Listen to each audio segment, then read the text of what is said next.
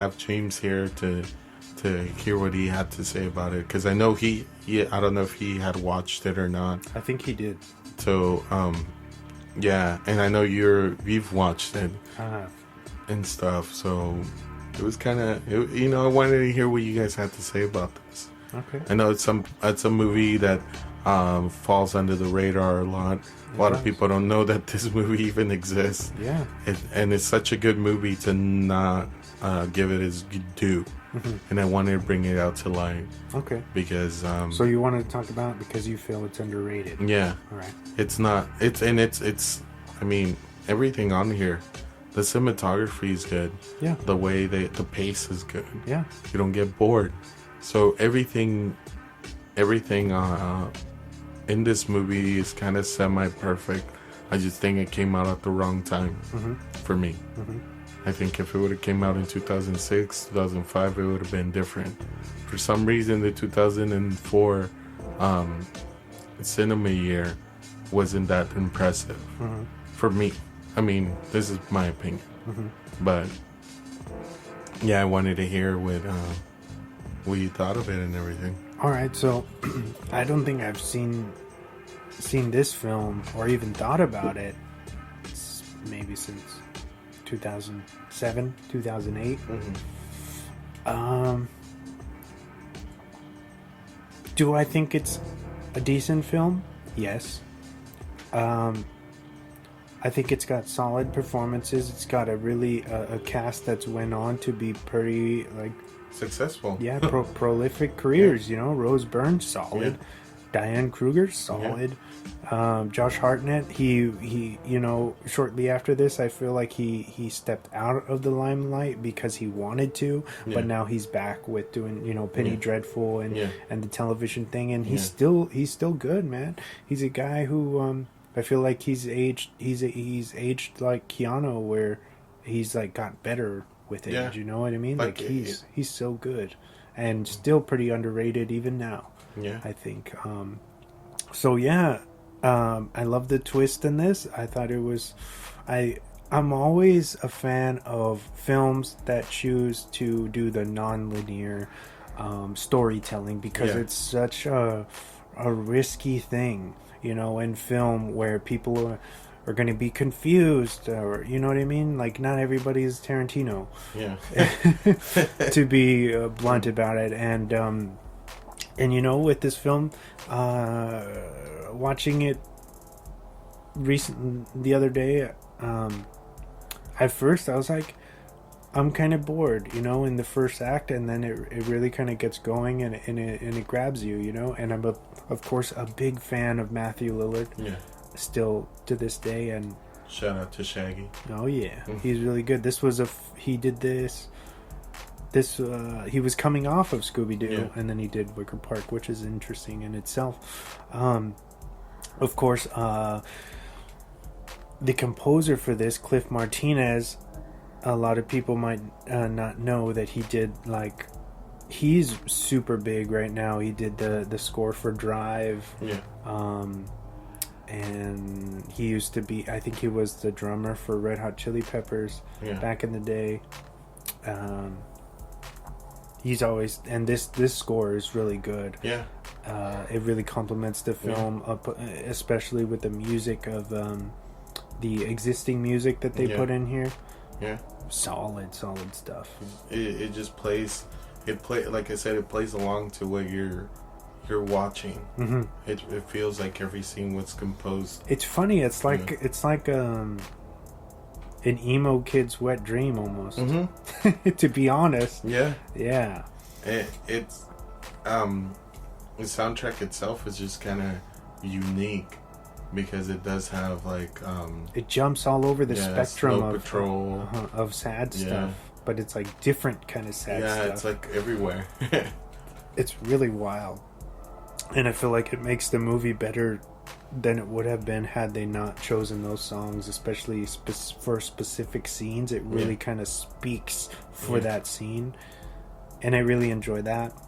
I love that 2004, we had technology then. Maybe it wasn't as great as it is now, but in the film I feel like none of the people really rely on technology to find each other or anything like that. It's kind of it's kind of beautiful. Yeah, it's kind of gracious. Yeah, because it's funny because I see this movie and I think about like they use landlines a lot, and they use like, you know, at the bar, like leave messages, and and they have like a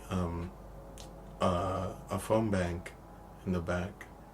It's just crazy to see that and then think, man, like we're like how much this movie played off the primitive part of the back end of the coming of age of texting and cellular phones and stuff, which we had accessible cell phones at that time. Yeah, but it wasn't up to par to what we have now. Definitely not.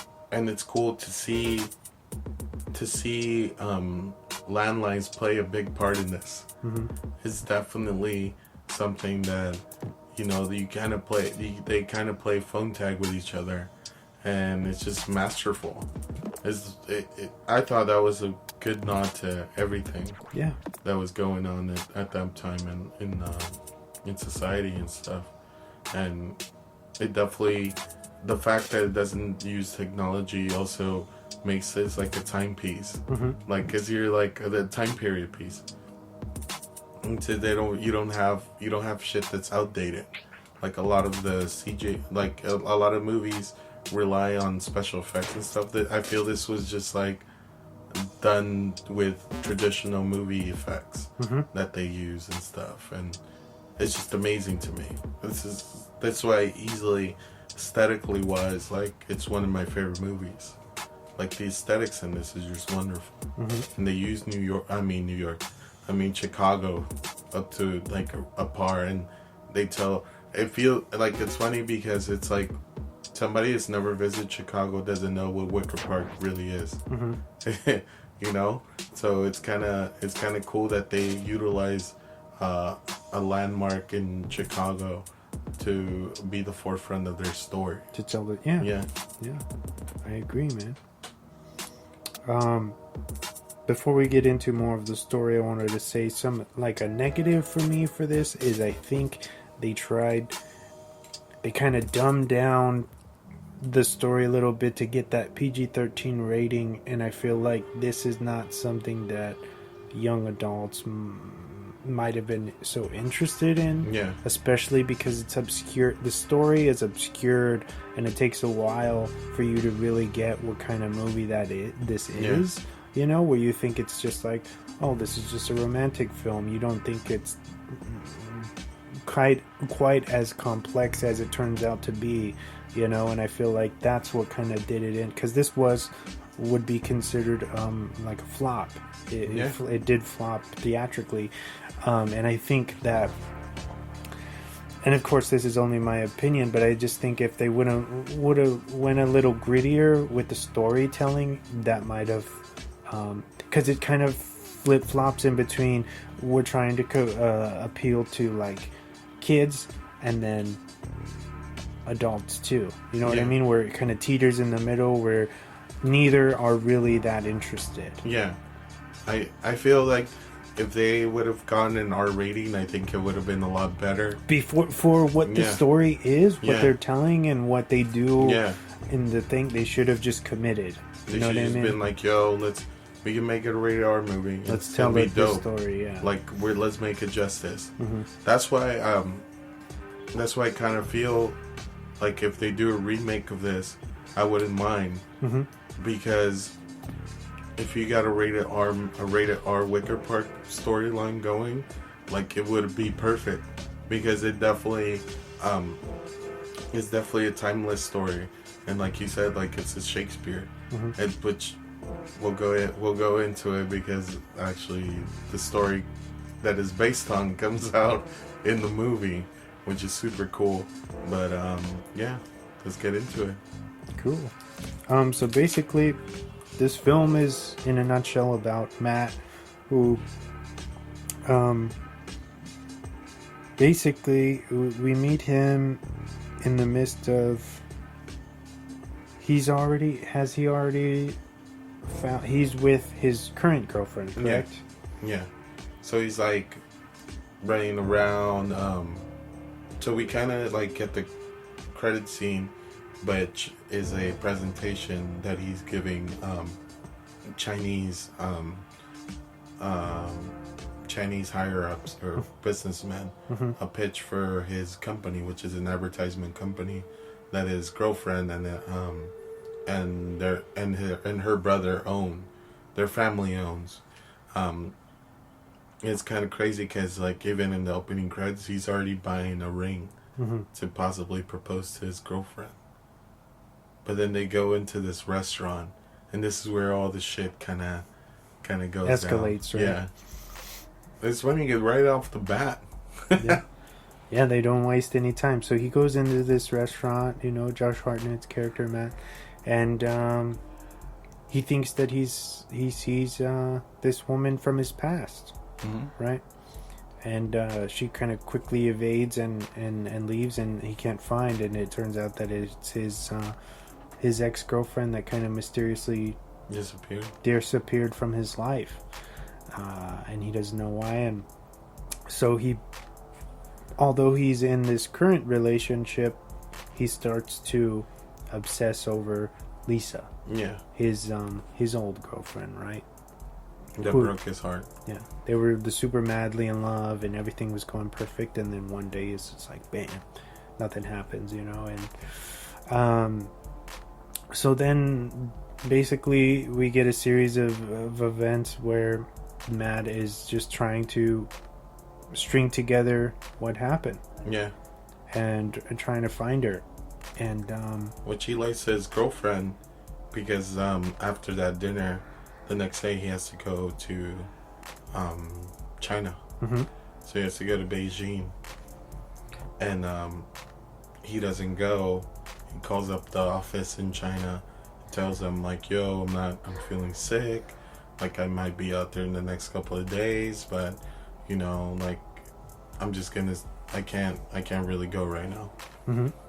And so it's funny because he finds this like something like silver a mirror, or it's a powder, like a silver powder case, and he finds actually her hotel card as well, which we forgot to mention that he actually runs into his buddy outside of the restaurant and stuff. Who is Matthew Lillard, right? Yeah. It's Luke. Yeah. So, basically they're like, hey, they've kind of lost contact, and Luke is like, yo, actually hit me up, let's do something. And then he's Matt's like, okay, we can get together. And Luke actually is a shoe salesman, right, for women, I think predominantly. And they end up. Am I skipping things when? Kinda. He just goes. Well, he goes to the hotel room, tries to see what's going on, but really he doesn't find anything. He just stays in the room.